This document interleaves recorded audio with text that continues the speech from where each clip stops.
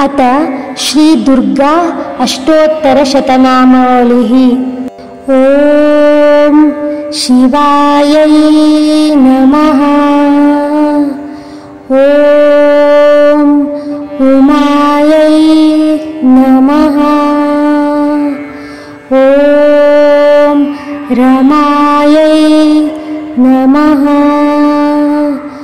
ॐ शक्त्यै नमः।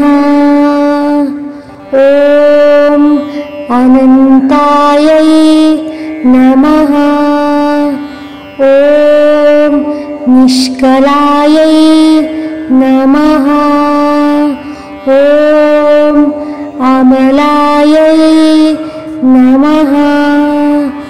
ॐ शान्तायै नमः। ॐ माहेश्वर्यै नमः। ॐ नित्यायै नमः। ॐ शाश्वतायै नमः। ॐ परमायै नमः। ॐ क्षमायै नमः। ॐ अचिन्त्यायै नमः। ॐ केवलायै नमः। ॐ शिवात्मने नमः। ॐ परमात्मिकायै नमः। ॐ शुद्धायै नमः। ॐ सर्वज्ञायै नमः। ॐ सर्वगायै नमः। ॐ अचलायै नमः। ॐ सत्यायै नमः। ॐ महादेव्यै नमः। ॐ काष्ठायै नमः। ॐ सर्वायै नमः। ॐ ज्योतिरूपायै नमः। ॐ अक्षरायै नमः। ॐ शान्तायै नमः। ॐ सर्वेशाय नमः। ॐ निवृत्त्यै नमः। ॐ अच्युतायै नमः। ॐ अतुलायै नमः। ॐ अमोघायै नमः। ॐ कारणात्मने नमः। ॐ लक्ष्यै नमः। ॐ सावित्र्यै नमः। ॐ कमलायै नमः। ॐ महालक्ष्म्यै नमः।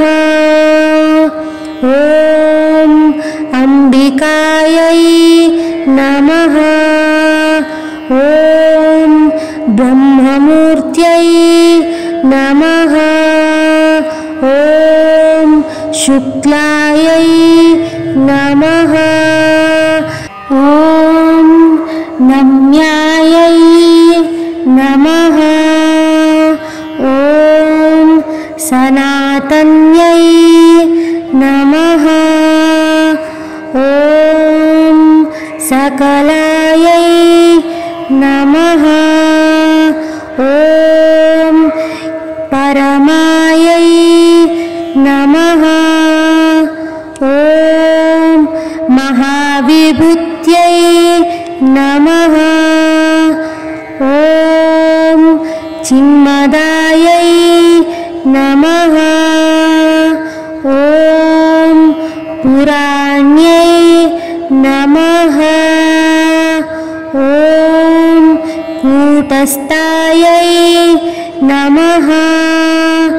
ॐ गुह्यायै नमः। ॐ सिंहरतायै नमः। ॐ महारात्रये नमः। ॐ हिरण्मयी नमः। ॐ धारिण्यै नमः। ॐ कात्यायिन्यै नमः। ॐ गिरिजायै नमः। ॐ चण्ड्यै नमः।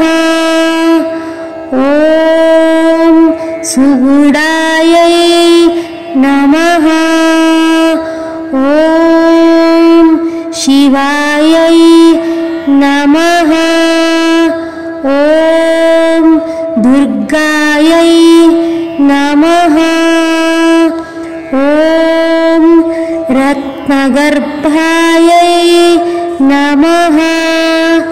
ॐ शारदायै नमः। ॐ मायायै नमः। ॐ नारायण्यै नमः।